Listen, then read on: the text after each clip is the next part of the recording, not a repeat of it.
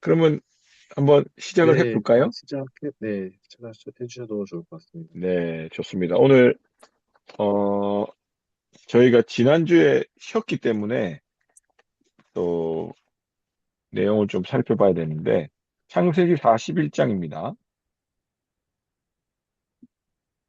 또 오늘 이 시간에는 또 성경 공부를 또 그래도 한번 그 본문이 지나간 자리는 세심히, 유심히 잘 기억하고 알아야 될 내용은 또 짚고 넘어가야 되니까 한번 제가 잘 설명을 해보도록 하겠습니다. 창세기 41장 37절부터 57절까지 조금 긴 내용인데, 왜냐하면 이게 스토리가 있다 보니까 그렇거든요.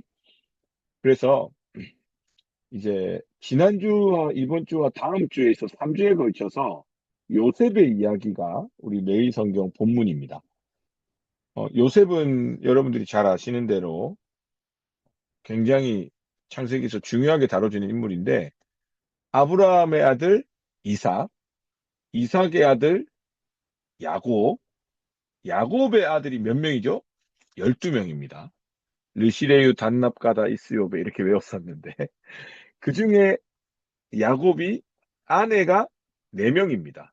그러니까 레아와 라헬 그리고 그들의 여종이었던 비라와 실바 해서 4명의 여인에게서 12명의 아들을 얻는데 야곱이 가장 사랑했던 첫사랑이 누구였을까요? 라헬이었죠. 그래서 라헬의 첫 번째 아들이었던 요셉을 야곱이 편애했습니다.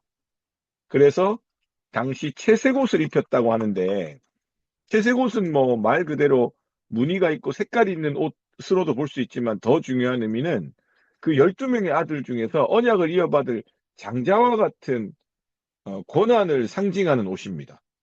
그래서 그 채색옷을 요셉이 입고 있어가지고 나머지 10명의 형들이 마음이 좋을 리가 없죠. 그래서 그 표현에 의하면 야곱이 요셉을 편애했기 때문에 형들이 그 요셉하고 말하기도 싫어했고, 그 다음에 말하기도 불편했고, 뭐 이런 표현들이 나올 정도로 이 채색옷이라는 것이 요셉의 인생에는 야곱을 통해서 특별하게 주어졌지만, 사실은 그것이 요셉의 인생에서 굉장히 어려움을 주는 계기가 되기도 한다는 것을 우리가 스토리를 통해서 알 수 있습니다. 그래서 어떤 일이 벌어지냐면 형들이 그 요셉을 시기하고 질투하게 되는데, 거기에다가 정말 불에 기름을 붓는 격으로 요셉은 그 형들의 마음을 잘 헤아리지는 못했어요. 그래서 본인이 또 꿈을 꾸게 됩니다. 자신의 별에 형들의 별이 전하는 꿈도 꾸고요. 달과 해까지 다. 그리고 자기가 만든 볕단 있죠. 볏짚을 모아서 만든 볕단에 형들의 볕단이 절을 하는 꿈을 꿔요. 그러면 그 꿈을 꾸면 그냥 그거 하나님이 주신 꿈은 맞으니까 그냥 조용히 쓰면 될 건데, 그걸 갖다가 형들한테도 다 이야기를 하죠. 그랬더니 형들이 이제 더 마음에 분노하는 마음이 생기다가 결국 어디까지 치닫게 되냐면, 그 요셉이 아버지의 심부름을 하기 위해서 형들이 양을 잘 치고 있는지 확인하러 갈 때에 그 형들이 저 멀리서 요셉이 오는 걸 보면서 뭐라고 하냐면, 야, 저기 꿈꾸는 자가 온다고 오늘 죽여버리자 그래요.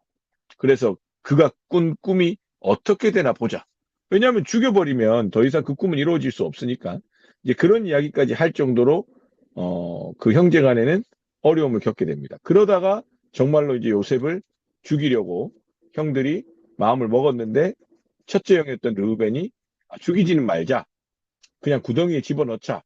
그러면서 르우벤은 속으로 나중에 구덩이에 집어넣은 요셉을 꺼내려고 했던 거죠. 근데 이제 사실은 위험하고 소극적인 태도라고 볼 수밖에 없는 것은, 그 당시 구덩이들마다 물이 많이 차 있는 경우가 있어요. 그래서 거기에 빠뜨리면 죽을 수도 있는 거거든요. 그래서 이제 형제들이 요셉을 구덩이에 빠뜨립니다. 그런데 성경에서는 때마침 물이 없었다. 요셉은 목숨을 건지게 됩니다. 그리고 나서는 좀 이제 어떻게 위기를 극복하나 싶었는데, 유다가, 형 중에 하나였던 유다가 우리 손에 피를 묻히지 말자는 거예요. 형제들끼리 죽여서 뭐 하겠냐. 그럼 살려줘야 되는데 그러지 않고 어떻게 해요? 이스마엘 상인에게 팔아버립니다. 그렇게 해서 요셉은 구덩이에 빠져서 죽을 뻔했으나 목숨을 건졌는데, 또 나와 보니까 형들이 더 잔인하게 그를 노예로 팔아버리고 채색옷은 찢은 다음에 피를 묻혀서 야곱에게 가져다 주고 야곱은 아들이 죽은 것에 고통 속에 이제 살게 된다라는 이야기입니다. 그래서 지난주에는 그 말씀을 가지고 어떤 주제로 나눴냐면요. 어, 요셉의 이 이야기는 요셉이 꿈을 꿨고 그 꿈을 이루어내는 성공 스토리가 아니라 요셉을 통해서 이 애국과 전역에 나중에 마주하게 될 기근 속에서 사람들이 생명을 얻도록 하기 위한 하나님의 뜻이 이루어지는 역사다라고 볼 수 있는 거죠. 그래서 요셉이 자신의 꿈을 이야기하지만 사실은 그 꿈이 아니라 하나님의 뜻이 중요한 스토리였던 거예요. 그런데 요셉은 여전히 알지 못했고, 그리고 더 나아가서 요셉을 통해서 하나님의 뜻이 이루어지는 이 시간들, 이 과정들을 보면 오히려 채색옷이라고 하는 어떤 권리나 특권이 방해가 되는 경우가 있고요. 그 다음에 그 채색옷을 중심으로 형제들이 어떤 일이 벌어져요? 죽고 죽이는 일이 발생하는 겁니다. 그러니까 우리의 인생에 어떤 채색옷과 같은 권리나 어떤 대단함이나 영향력이 우리에게는 유익하게 느껴지기도 하고 또 참 갖고 있는 사람은 교만하게 되고 갖지 못한 사람은 시기하게 되는 굉장히 크고 대단한 것처럼 보이지만 하나님의 뜻을 이루어가면 그 채색옷이 오히려 방해가 될 수 있다는 거예요.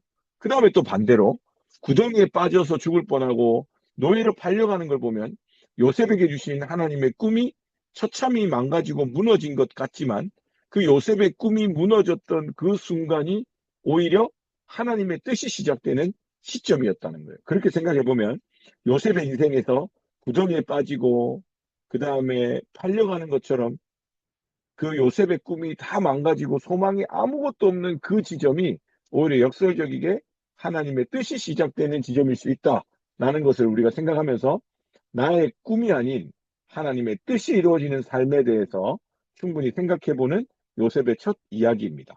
그리고 나서 이제 어떤 일이 벌어지냐면요.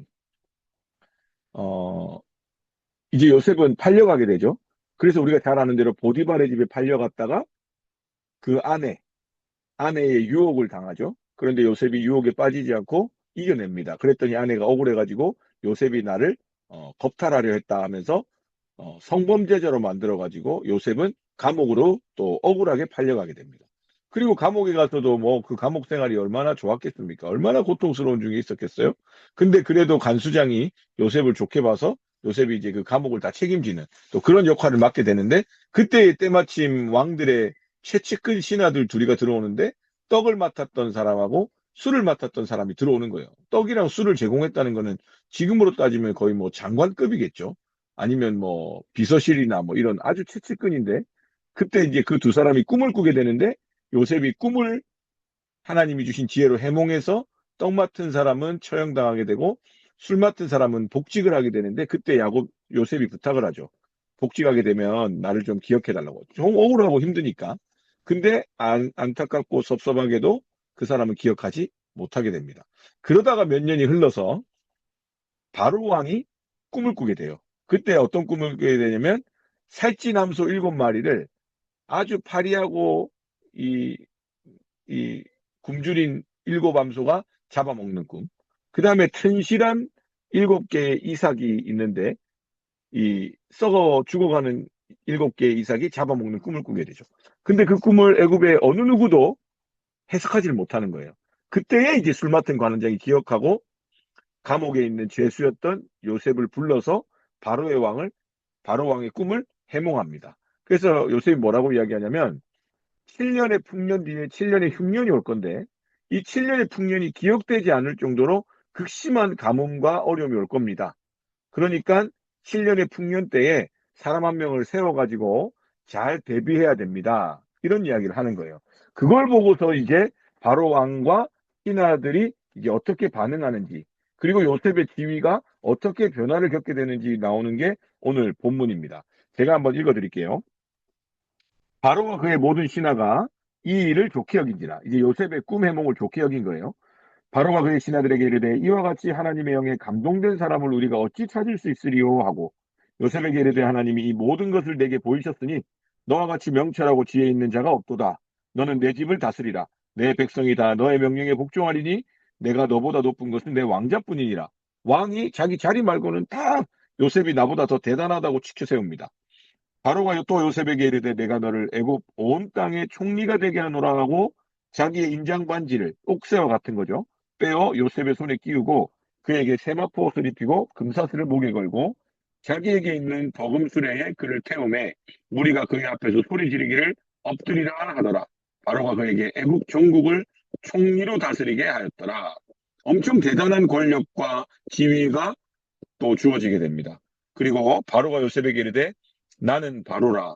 애굽 온 땅에서 내 허락 없이는 수족을 놀릴 자가 없으리라 하고 그가 요셉의 이름을 사브낫 바네아라 하고 또 온의 제사장 보디베라의 딸 아스낫을 그에게 주어 아내로 삼게 하니라. 요셉이 나가 애굽 온 땅을 순찰하니라. 요셉이 애굽 왕 바로 앞에 설 때에 30세라. 그가 바로 앞을 떠나 애굽 온 땅을 순찰하니 7해 풍년에 토지 소출이 심히 많은지라.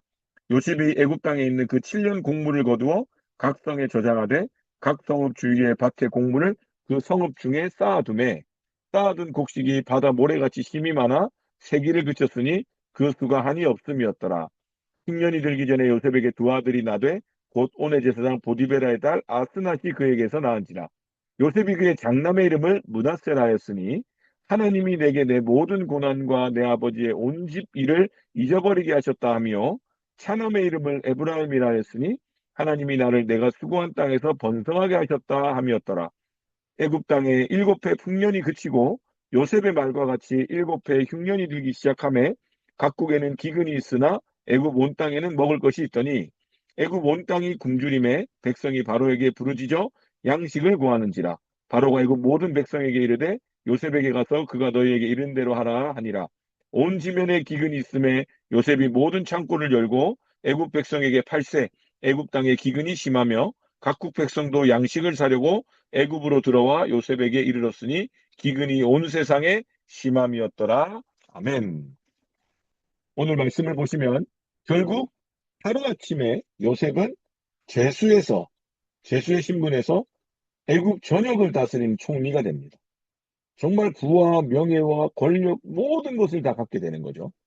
17살에 팔려와가지고 그 보디발의 집에서 그 제수의 감옥에서 그 억울하고 섭섭하고 불안하고 두려운 모든 시간이 지나서 30살에 드디어 하나님께서 주셨던 그 꿈처럼 총리가 되고 모든 사람이 애굽의 총리였던 요셉에게 절을 하는 이 극적인 장면. 이 장면을 보면서 여러분 우리가 많은 생각을 할 수 있지만 우리가 아까 처음 말씀드린 것처럼 이거는 요셉이 그 험난하고 힘든 세월을 거쳐서 총리가 되는 성공 스토리가 아니라고 그랬죠. 하나님께서 이 전역에 임할 이 기근을 그 죽음의 뭐 고통을 이겨내기 위해서 요셉을 통해서 생명을 구원하고자 하는 하나님의 뜻, 하나님의 역사가 이루어지는 장면으로 볼 때 이 요셉이 하루아침에 제수의 신분에서 총리가 됐습니다. 여러분들 우리가 그냥 성경을 읽으니까 별 대수롭지 않게 야, 잘 됐네. 역시 하나님의 사람은 다르네. 이렇게 볼 수도 있겠지만 조금 더 현실적으로 생각해 보면요. 우리의 삶으로 가져와 보면 하루아침에 여러분이 진짜 지나가는 사람들이 다 알아보는 유명한 사람이 되고 여러분들이 정말 수천억의 자산가가 되고 여러분들 말 한마디에 이 세상이 좌지우지되는 그런 권력을 갖게 된다면 여러분들 어떠실 것 같아요? 옛날 그 동요처럼 텔레비전에 내가 나온다면 정말 좋겠네, 정말 좋겠네 했지만 그 애들이 몰라서 하는 소리예요. 그죠? 갑자기 유명한 사람이 된다면 뭐 좋은 점도 많겠지만 그게 준비가 안 돼 있으면요. 감당하기가 어려운 내 삶이 펼쳐질 수도 있습니다. 특히나 이 요셉과 같이 이 억울한 세월을 십수년을 보낸 사람이 갑자기 총리가 되면 당장에 저는 그런 생각이 드는 거예요. 보디발의 아내를 찾아갈 것 같아요. 그때 나한테 왜 그랬냐면서. 그리고 또 술 맡은 관원장한테도 고마운 마음도 있지만 섭섭한 마음도 있을 것 같고. 그 다음에 무엇보다도 그동안 옥살이 하면서 못했던 게 얼마나 많습니까? 못 먹은 것도 많고. 저는 그런 것들이 더 우선이 돼서 내 삶을 위로하고 좀 보상을 줄 것 같거든요. 그런데 보세요.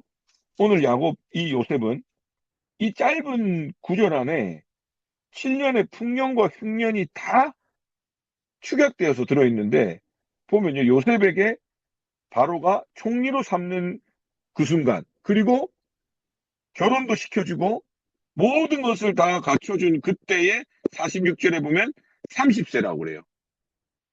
뭐 나이도 한참 혈기왕성할 나이죠. 근데 그 바로 다음 행적이 뭡니까? 그가 바로 앞을 떠나 애굽 온 땅을 순찰했다는 거예요. 그리고 실제로 풍년의 토지 소출이 힘이 많아졌을 때에 그것을 각성에 저장하고 성읍에 쌓아두고 그렇게 애굽 땅을 통해서 전역을 살릴 하나님의 뜻을 이루는 일에 휴저하지 않고 다른 곳에 한눈 팔지 않고 이 일을 수행했다는 것을 보면 요셉은 세상의 관점으로 보면 하루아침에 신분이 상승하고 하루아침에 극적인 변화를 겪은 것처럼만 보이지만 그 내면에는 어떠한 경우에도 감옥살이의 그 억울함 중에도 아니면 그 보디발의 장군의 집에 있을 때도 성경은 계속해서 무엇을 이야기하냐면 하나님과 동행했던 사람 그리고 그 모든 시간들을 통해서 하루아침에 총리가 되었으나 눈앞에 보이는 권력이나 명예나 어떤 자신 중심의 욕망에 사로잡히지 않을 준비가 돼 있었던 사람. 그래서 하루아침에 정말 극적인 변화와 그 말도 안 되는 부와 명예와 권력을 가졌음에도 그것에 좌지우지되지 않고 그것에 망가지지 않고 오로지 하나님의 뜻을 따라서 애굽 땅을 순찰하며 주어진 부르심에 응답했던 그 믿음의 사람이었다라는 것입니다. 그래서 여기서 솔직하게 우리에게 질문해 보는 거죠. 하나님께서 왜 내 기도를 안 들어주시나? 왜 내게는 그런 걸 안 허락해 주시나? 어떤 그러한 바램과 소망이 안 이루어질까라고 고민해 보면 나의 꿈, 나의 소망이 중심이 돼 있으면 결국에는 아까 채색옷 이야기와 같이 죽고 죽이는 그 구조 속에서 별반 다를 게 없이 살아가게 됩니다. 그렇게 뒤집어서 생각해 보면 하나님께서 하나님의 뜻을 우리 한 사람 한 사람에게 다 가지고 계신데 하나님의 뜻을 위하여 그 믿음을 가지고 살아가는 인생에는 하나님이 요셉과 같이 하루아침에 부와 명예와 권력을 다 주실 수 있는 하나님이라는 것을 생각해 보면 하나님 쪽에 문제가 있는 게 아니라 어디 쪽에 고민해야 될 지점이 있는 걸까요? 우리에게 있는 겁니다. 내가 정말 정직하게 하나님 앞에 기도해 보자는 거예요. 내가 정말 하나님 앞에 준비가 되어 있는가? 정말 내게 주신 그 모든 것들 통해서 하나님의 뜻을 이루어가기 위한 믿음의 준비가 되어 있을까? 솔직하게 생각해 보자라는 거죠. 그렇게 생각해 봤을 때 요셉의 삶이 다르게 보일 수 있는 겁니다. 요셉이 그 형들에게 억울한 일을 당해 팔려갔던 것도 보디발 집에서 총무로 지내면서 종살이 하는 중에 또 그 시간들 속에 경험하며 또 억울한 일을 당해 또 감옥으로 죄수가 된 것도 또 그 감옥에서 그 말도 안 되는 밑바닥 생활을 하면서 아무 소망 없는 그곳에서도 하나님과 동행하며 주어진 삶을 하루하루 살아낸 모든 시간들이 하나님이 요셉을 준비시키셨던 훈련의 시간이라는 것을 우리가 보게 됩니다. 그렇게 생각해 볼 때에 그 믿음을 가지고 이제는 여러분들에게 어떤 기도 제목을 드리고 싶냐면 지금 여러분들의 삶을 놓고 이런저런 고민들이 있으실 겁니다. 그런데 그 고민에 갇혀 있지 말고 먼저 여러분들의 인생에 지나온 시간들을 한번 시간을 잡고 쫙 펼쳐보는 거예요. 어렸을 땐 이랬고, 학창 시절엔 이랬고, 또 살아오면서 이런 어려움, 또 이런 좋은 일, 또 이런 고통, 이런 과정들, 또 결혼하면서, 또 자녀를 키우면서 있었던 그 수많은 일들을 우리의 인간적인 관점으로 세상의 가치관으로 생각하고 결정하고 넘어온 일들 다 다시 펼쳐놓고 오늘 이 요셉의 말씀을 마음에 새기고 하나님께서 내 삶을 향한 뜻이 있음을 믿고 그 믿음의 관점에서 삶을 쭉 펼쳐놓고 보면요. 어느 것 하나도 하나님의 손길이 안 닿은 곳이 없고 어느 것 하나도 버릴 것이 없는 하나님께서 나를 향한 하나님의 섭리이고 합력하여 선을 이루어 가시는 하나님의 인도하심이라는 것을 우리가 발견하게 될 때 우리는 이제 우리의 삶에 그 어떠한 삶이 주어지더라도 바라고 축복하기는 요셉과 같이 갑작스럽게 진짜 어마어마한 부와 명예와 권력이 주어지면 좋겠지만 사실 그거 마냥 좋을 일만은 아니거든요. 두렵고 떨리는 일일 수 있어요. 그래서 그렇게 좋고 감사한 일이 주어지더라도 아니면 반대로 내가 상실하고 잃어버리고 또 혼란스럽고 당장의 눈앞에 보이지 않는 삶의 자리가 주어질지라도 우리의 삶을 향한 하나님의 뜻이 있고 하나님의 다스림이 있고 인도하심이 있다는 믿음의 눈을 갖게 되면 그 어떤 시간들 속에도 하나님께서 나를 준비시키실 것이고 하나님의 때에 하나님께서 하실 것을 믿기 때문에 우리는 요셉과 같이 감옥 가운데에서도 하나님과 동행하며 믿음으로 한 걸음 나아가게 될 것이고 또 총리와 같이 모든 것을 다 가진 그 순간에도 하나님께 주신 부르심을 따라 애굽 땅을 순찰하며 내가 해야 될 그 하나님의 뜻을 이루어가는 걸음을 살아가게 될 것이라는 거죠. 이 모든 것이 준비되어 있는 그 사람의 중요한 특징 한 가지만 살펴보고 말씀을 마무리하겠는데요. 요셉이 이제 결혼을 하게 되고 아들을 둘 낳게 되는데 그 요셉이 그동안 살아왔던 삶의 신앙의 고백을 아들의 이름에다가 고백하게 되는데요. 첫째 아들은 첫째 아들의 이름을 뭐라고 짓게 되냐면요. 41장 52절에 요셉이 그의 장남의 이름을 므낫세라 하였으니 하나님이 내게 내 모든 고난과 내 아버지의 온 집 일을 잊어버리게 하셨다 하며 우리가 요셉은 정말 고난을 겪어도 알지 뭐 그런 걸 그냥 고난으로 느끼지 않고 아버지의 집 일도 생각하지 않고 정말 열심히 살았구나가 아니라 삶의 순간순간마다 그 고난과 그다음에 그 아버지의 집에서 있었던 모든 일들을 몰랐던 게 아닙니다. 그런데 오늘 고백을 하는 거예요. 하나님이 내 모든 고난과 아버지의 온 집안일을 잊어버리게 하셨다. 망각하게 한 게 아니라 극복시키셨다는 거예요.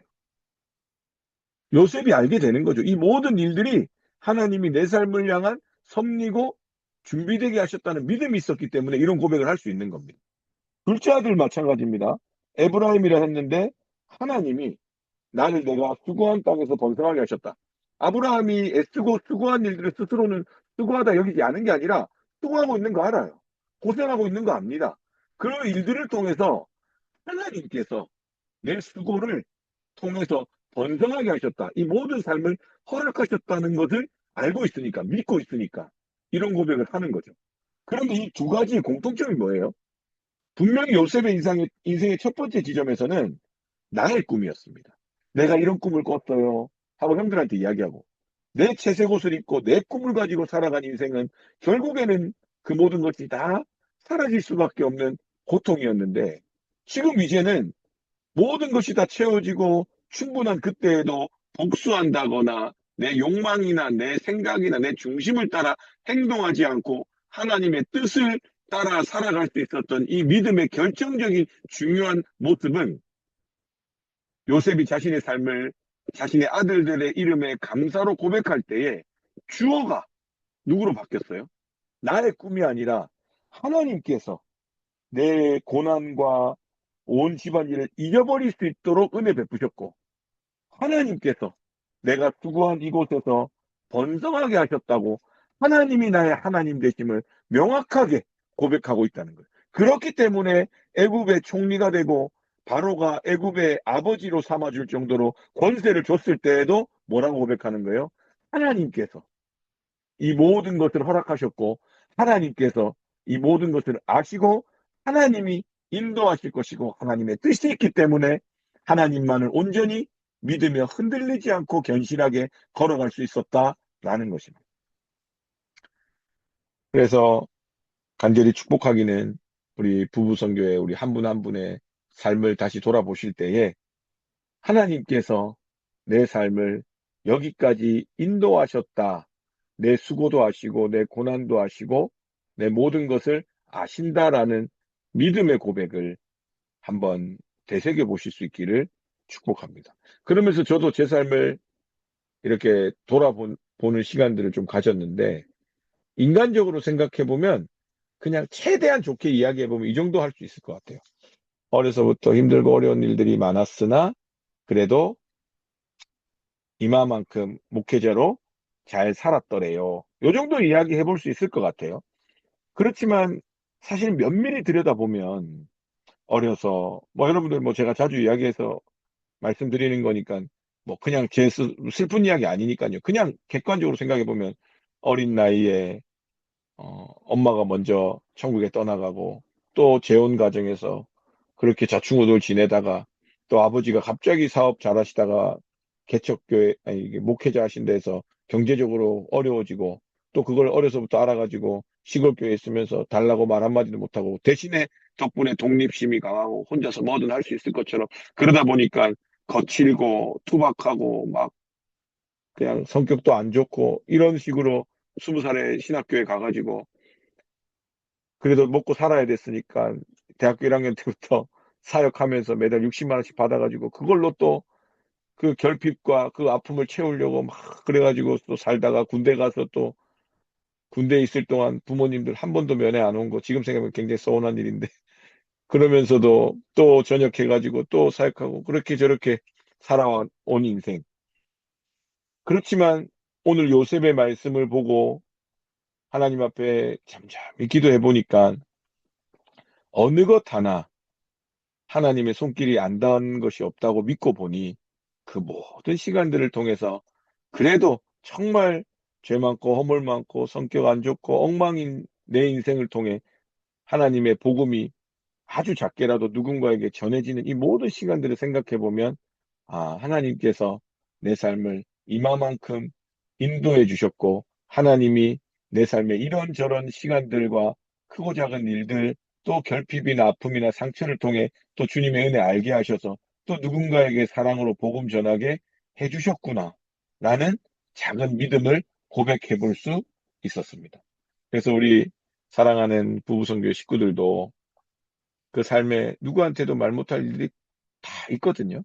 예, 그런 것들이 또 지금 살아가고 겪고 있을 텐데 그런 것들이 어떤 인간적인 마음에 덮어두고 묻어두고 또 원망하고 분노하고 또 실망하고 무기력해지는 게 아니라 한번 믿음의 눈을 들고 요셉과 같이 내 삶을 향한 하나님 뜻이 있다는 그 믿음을 가지고 이 모든 삶을 통해서 하나님께서 궁극적으로 생명을 전하고 복음을 전하게 하시려는 그 하나님의 뜻을 이루어가는 과정이라는 믿음을 가지고 하나님 앞에 기도하면서 한번 스스로를 삶을 재해석하고 다시 믿음으로 되돌아보실 수 있는 그런 은혜가 있으시기를 축복하고 또 소망합니다.